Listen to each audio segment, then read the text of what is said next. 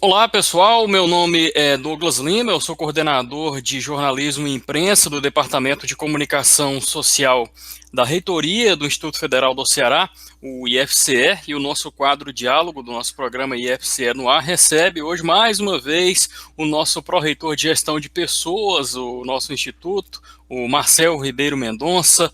E o nosso assunto, claro, são os editais de concursos públicos para técnicos administrativos e também para docentes que acabam de ser publicados pelo IFCE. Muita gente com dúvidas sobre os editais, tanto de TAE quanto de docentes, sobre o processo em si, como que vão ser essas provas, como que foi todo o caminho para chegar até aqui na concretização desse concurso. E é sobre isso que nós vamos conversar com o Marcel.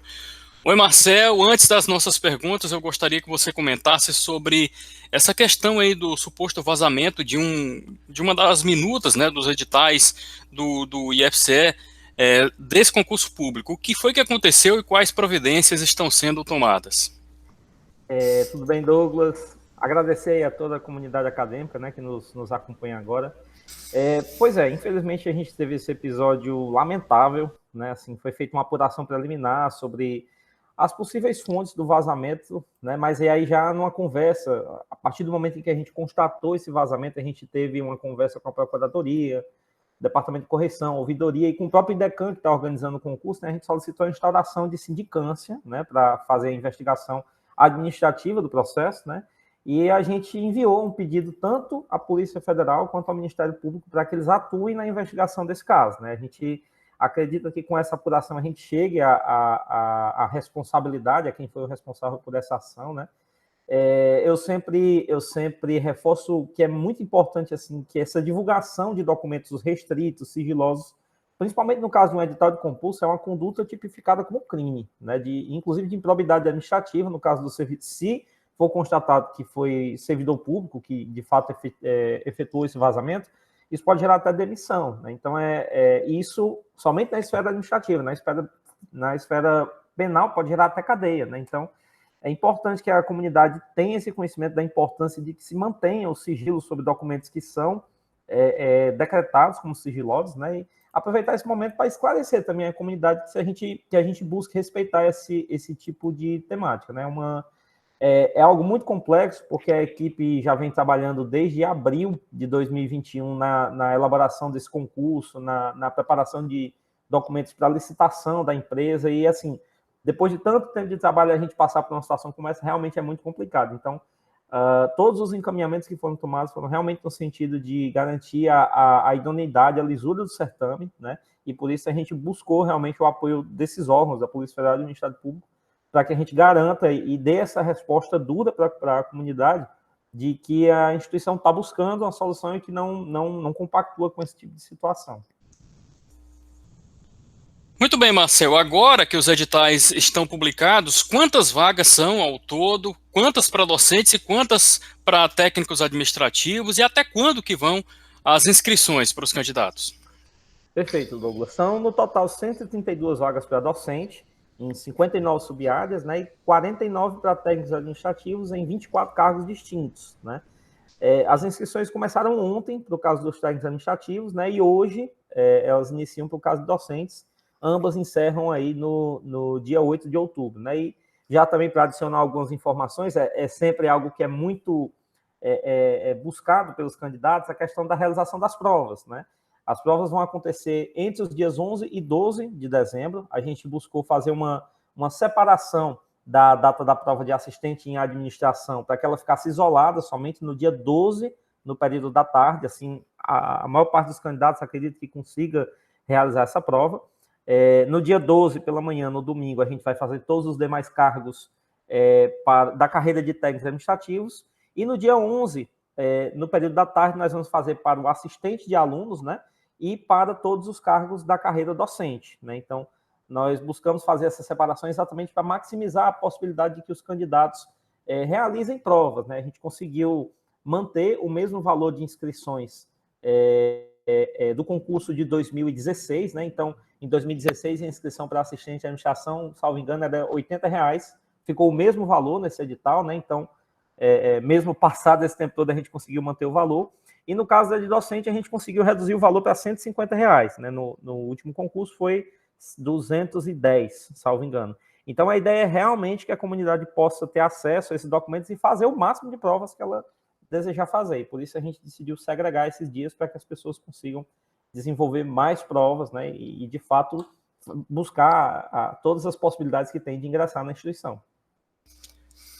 Muito bem, o IFCE sempre pensando aí no candidato, né, colocando o candidato, nossos futuros servidores, em evidência aí nesse processo do concurso público, dos concursos públicos, melhor dizendo, para técnicos administrativos e também para docentes. Marcel, houve mudanças importantes aí nesses conteúdos cobrados tanto para o pessoal da parte dos técnicos administrativos quanto para os docentes, né? Por que exigir conhecimento de legislação de todos agora nessa ocasião?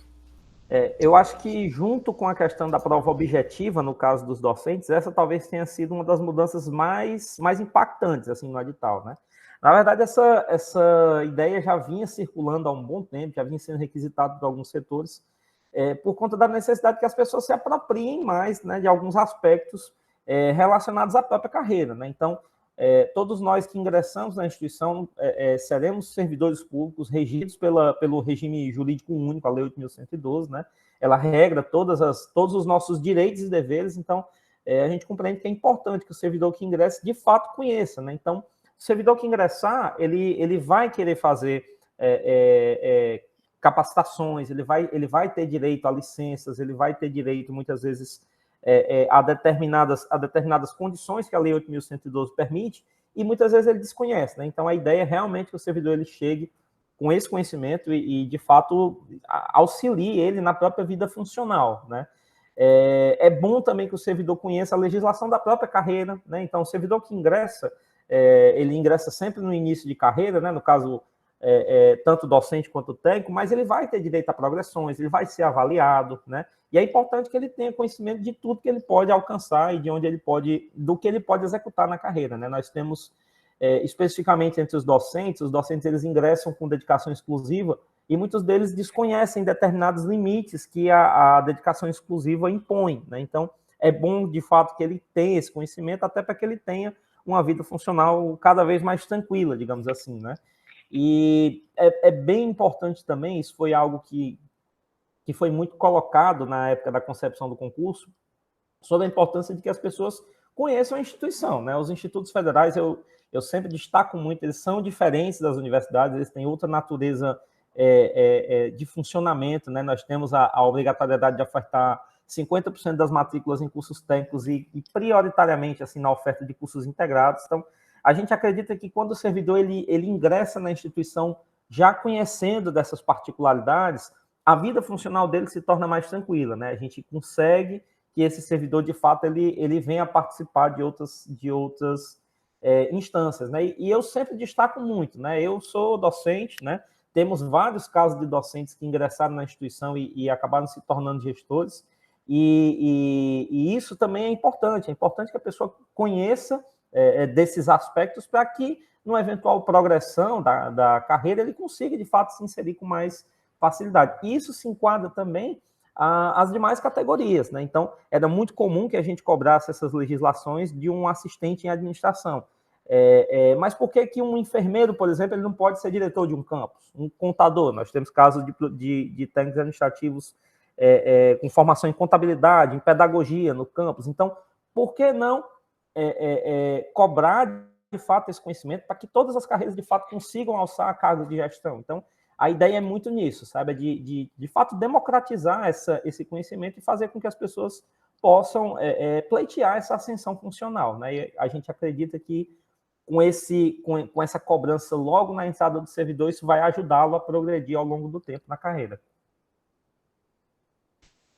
Verdade, muito bem colocado, Marcel. É essencial o conhecimento da 8.112, que acaba permeando 100% da trajetória do servidor dentro da instituição, seja dos docentes, seja dos técnicos administrativos, justamente por todas essas questões que você falou, que acabam afetando aí o nosso trabalho dentro da instituição. Marcelo, nós já falamos da questão do quantitativo de vagas, já falamos também da data das provas, informações importantes, assim também como são importantes as informações sobre essa questão da validade do concurso. Qual que é a validade desses concursos públicos, desses dois editais? E uma pergunta que fazem também, se haverá cadastro de reserva e se há expectativas de mais pessoas serem empossadas. Perfeito, Douglas. O concurso é válido por um ano, né? Ele pode ser prorrogável por mais um. E o cadastro de reservas da gente obedece ao decreto. Tem um decreto 9739 de 2019 que regulamenta esse quantitativo máximo de aprovados, né? No total, o cadastro de reserva é para dos 618 aprovados para docentes, né, para a carreira docente, e 225 para a carreira dos técnicos administrativos, né? Nós temos sim uma perspectiva muito boa de surgimento de vagas. Na verdade, o IFCE tem outras vagas que ele não colocou a concurso por força da Lei Complementar 173, né? São vagas que não são oriundas de vacância, né? Então, todas essas vagas devem ser providas com servidores, com candidatos aprovados nesse concurso, né? São pelo menos 40 novas vagas de docente e 20 novas vagas de técnico, né? Então, além dessas 181 que já estão indo a concurso, nós temos essas 40 vagas de docente e 20 de técnicos administrativos que não são vacância e estão dentro do IFCE e que não podem ser providas esse ano, mas a perspectiva é de que elas possam ser providas já a partir de janeiro de 2022, né? E tem ainda a possibilidade de que a gente tenha mais vagas. O IFCE hoje ele é deficitário no quadro, né? Tanto de docentes quanto de técnicos. Nós temos algo em torno de 80% do quadro completo, tanto para docente quanto para técnico. Então, existe sim uma perspectiva de que ao longo da vigência desse concurso, a gente consiga dar provimento a mais cargos, né? É claro que é um cadastro de reserva que obedece a uma legislação, mas que é muito amplo. Então, a probabilidade de que a gente de fato aproveite todos os aprovados para todos os cargos é muito pequena. Mas para alguns cargos em que existe um fluxo maior de nomeações e de exonerações, é muito possível que a gente tenha esse aproveitamento total do banco, né? E nós temos também a situação de que o edital ele prevê o aproveitamento de candidatos entre as instituições públicas federais, né? Então, o candidato aprovado no nosso edital, após o provimento, depois que todos os nossos candidatos forem de fato aproveitados, ele pode ser aproveitado por um outro instituto federal, por uma universidade federal, no caso da carreira dos técnicos administrativos, que é a mesma carreira tanto para os IFES quanto para as UFs, né? Então, o edital ele vai dar essa permissão, né? Então, como eu comentei, o cadastro vai ser amplo e a nossa perspectiva é de que realmente a gente consiga disponibilizar esses candidatos classificados para outras instituições, no caso de uma demanda. Perfeito, perfeito, Marcel. Olha só, a Progep fez mudanças importantes aí no processo de remoção. Quem conhece as nossas divulgações até acompanhou as lives sobre isso. As alterações facilitaram a conclusão desses processos? Houve retorno positivo dos servidores quanto a isso? E como isso impactou os concursos? Douglas, o nosso sentimento aqui interno na Progep é que a melhoria de fato foi bem considerável, né? Na verdade, essa estrutura nova, tanto do edital de remoção, né, o fato da gente buscar uma empresa com expertise em concursos públicos, ela faz parte de uma estratégia que a gente vem pensando desde o início da gestão para reduzir o tempo entre a aprovação do servidor no edital de remoção e a efetiva movimentação, né? Então, o servidor, quando ele é aprovado em movimentação, ele fica aguardando uma das três possibilidades de provimento daquela vaga, ou por concurso, ou redistribuição, ou aproveitamento de concurso. O TCU tem batido muito em cima do aproveitamento de concursos em alguns casos específicos, né? Então, a gente tem realmente buscado fazer as redistribuições quando é possível, e como nós estamos com o concurso público aberto, né? A ideia é realmente aproveitar esses servidores, né? Então, se tudo realmente correr da forma como a gente está imaginando, a tendência é que essas remoções passem a ter um prazo máximo de um ano, né? Então, a gente sabe que tem remoções que estão travadas há 2 anos, 3 anos, 4 anos, por conta do problema que a gente teve na realização de concursos públicos ao longo dos últimos anos. Não é um problema do IFCE, foi um problema generalizado em toda a administração pública, né? Mas se de fato a gente conseguir atingir esses prazos, a tendência é que essas movimentações sejam mais céleres, né? Então, o último edital de remoção, eu acho que tanto para docente quanto para técnica administrativa, ele teve 11, 12 ciclos, né, de remoção. No formato anterior, esse edital levaria 3, quase 4 meses para ser concluído, né? E no modelo novo ele demorou 1 mês, né? Então, esse sequenciamento vai diminuir muito esse tempo, né? E ele vai permitir que a gente consiga fazer mais editais de remoção, mais aproveitamentos de redistribuições, se tornou mais fácil fazer o edital, né? E deu um pouco mais de isonomia, né? Isso é uma coisa que me preocupava muito, o fato de a gente ter um edital em que o servidor ele aponta as suas demandas, ele aponta de fato assim o campus de interesse dele, faz com que, e esse servidor, sendo o servidor mais antigo na instituição, vai fazer com que ele de fato sempre tenha prioridade sobre os demais, né? Então, às vezes acontecia isso muito nos editais anteriores, uma vaga num campus de Fortaleza surgia no 3º, 4º ciclo, e um servidor bem recente na instituição acabava conseguindo chegar lá. Então, nesse novo formato, isso realmente passou a não acontecer, né? E, de fato, o servidor mais antigo de casa passou a ter prioridade, né? Então, são mudanças que, a meu ver, né, e no entendimento também de muito da equipe da ProRep, foram bem positivas, né?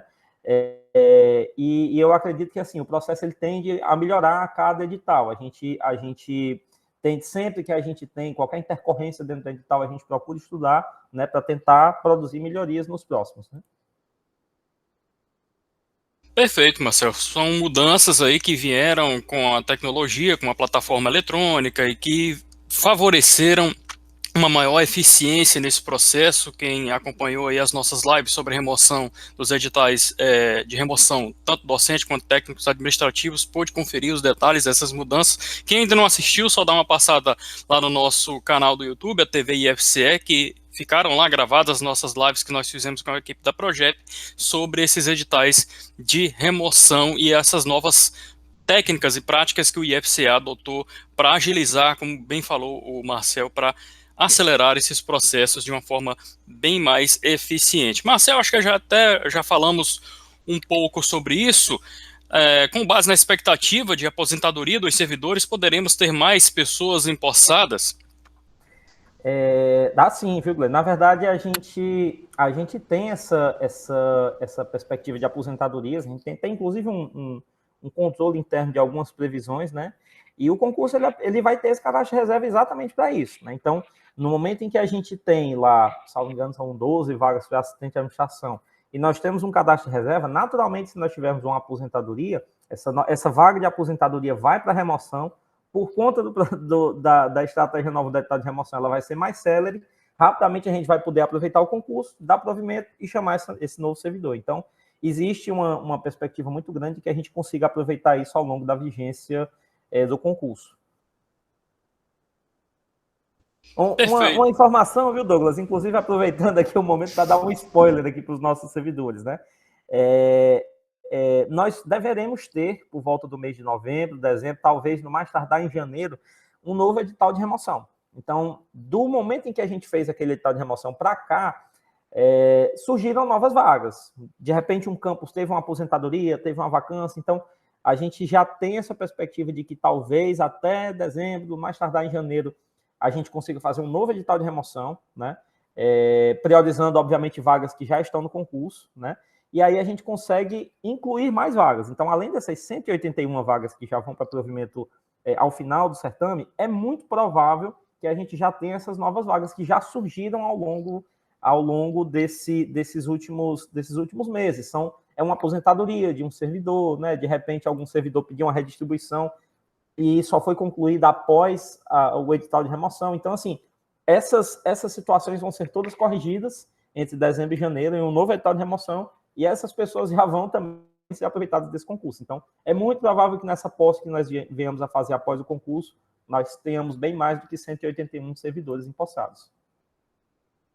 Então, tá aí, informação importante sobre a previsão, a expectativa de mais editais de remoção, conforme acabou de passar o nosso pró-reitor de gestão de pessoas. Marcel, dá para convocar e empossar todos esses aprovados ainda esse ano? Porque 2022 a gente sabe que é ano eleitoral e pode haver aí a questão da proibição legal de dar posse, né? Então, eu acho que a intenção, o trabalho está sendo feito em torno dessa premissa de empossar todos no ano corrente, não é isso? Exatamente, Douglas. Nós infelizmente tivemos alguns atrasos, né, na própria contratação da empresa e, de fato, a gente provavelmente não consiga dar posse a esses candidatos ainda em 2022. Só que isso não vai gerar impacto no concurso em si, né? O que a legislação prevê é que a gente tenha que as nomeações estão impedidas em até 3 meses antes do pleito eleitoral. Com a eleição prevista para outubro, então nós tenhamos aí talvez até julho, né, talvez até finalzinho de julho, para o prazo para que a gente possa nomear essas pessoas. Só que o nosso prazo interno, ele está colocando essas nomeações para fevereiro, né? Então a gente tem um prazo relativamente confortável. A gente sabe que ao longo do processo existe uma possibilidade de que, de repente, o concurso ele tenha algum tipo de demanda, que o atrase, até pela própria questão da pandemia, mas a gente tem um prazo relativamente confortável, né? Esses provimentos, de fato, estão garantidos, e, inclusive, nas conversas que nós tivemos internamente com o IDECAN, eu até comentei que esse atraso poderia ser até positivo para nós, sabe? Porque essas vagas, que não são vacâncias, elas podem ser autorizadas a nomeação já em janeiro.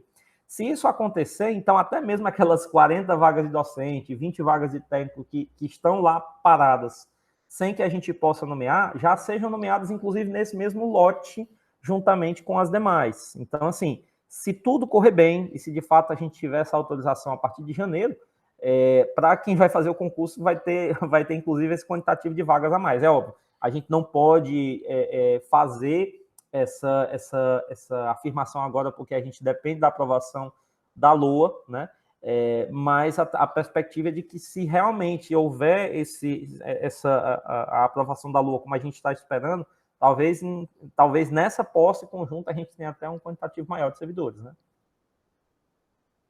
Perfeito, esclarecido. Marcel, estamos chegando então ao final do nosso bate-papo. A última pergunta, que também tem mexido aí com diversos setores da nossa comunidade acadêmica.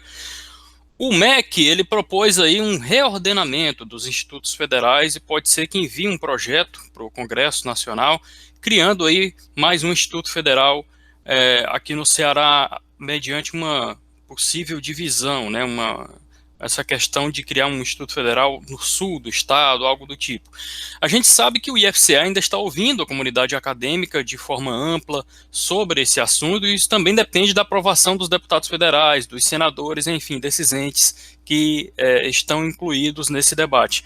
Mas, caso isso aconteça, como que ficaria esses concursos que a gente acabou de lançar os editais? Existem riscos para os aprovados? Douglas, não é a pergunta mais fácil.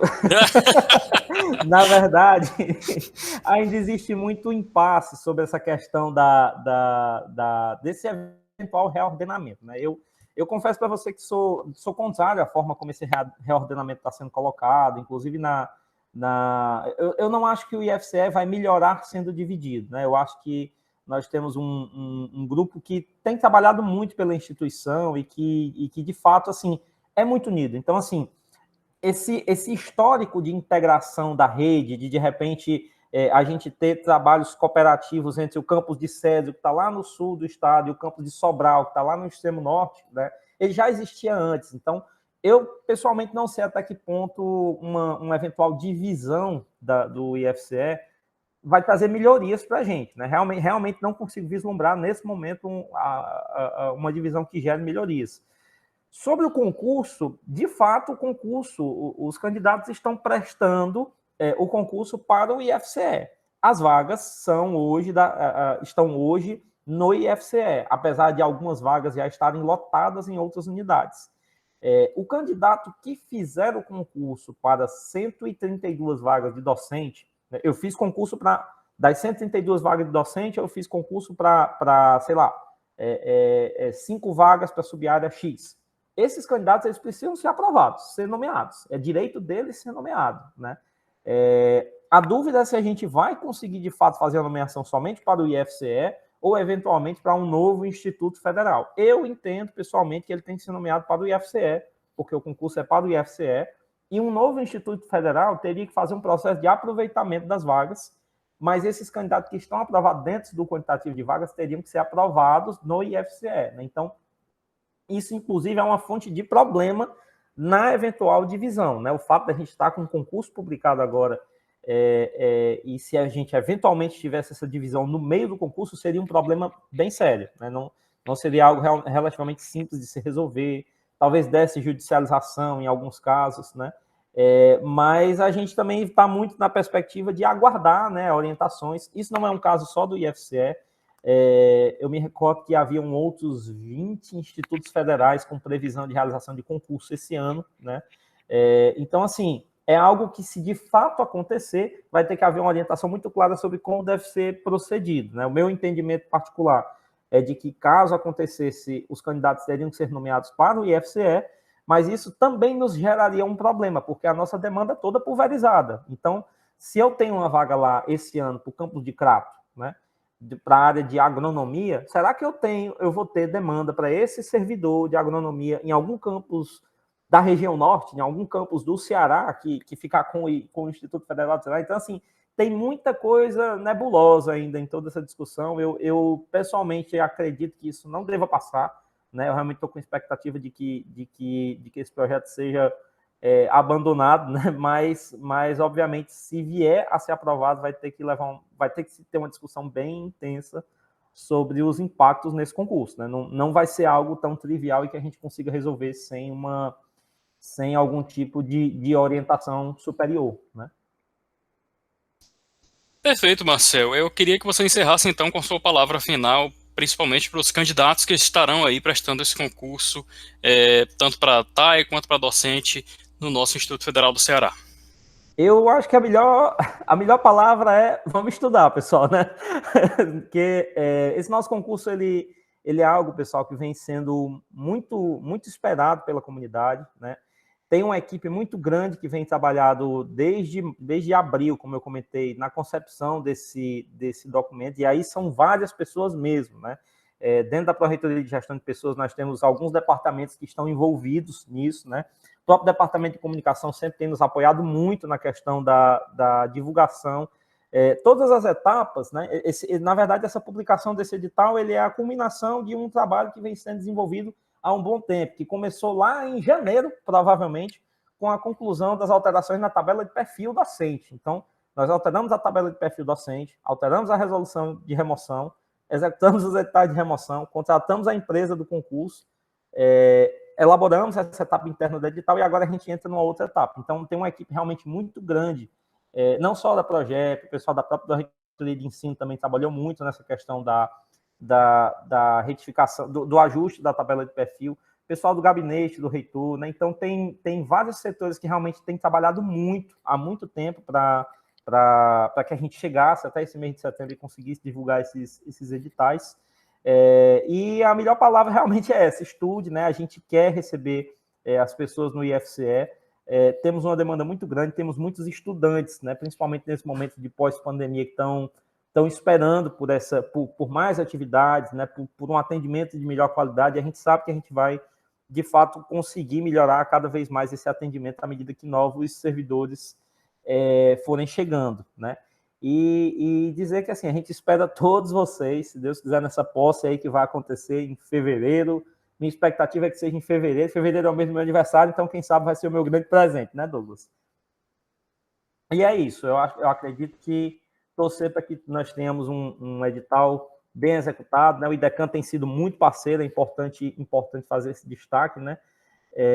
E, no mais, assim, o IFCE está à disposição da sociedade para qualquer questionamento. Perfeito, Marcelo. Nós agradecemos mais uma vez a sua disponibilidade, você e a equipe da Progep, parabenizamos pela transparência, por levar sempre essas informações para a nossa comunidade acadêmica e também para os membros os futuros membros da nossa comunidade acadêmica, porque afinal nós estamos falando de concurso público para os nossos quadros efetivos do IFCE. Nós conversamos com Marcel Ribeiro Mendonça, nosso pró-reitor de gestão de pessoas. Vamos ficando por aqui. O programa IFCE no ar volta na próxima quinta, sempre às 14 horas, aqui na FM Universitária 107,9. Até a próxima, pessoal. Tchau, tchau.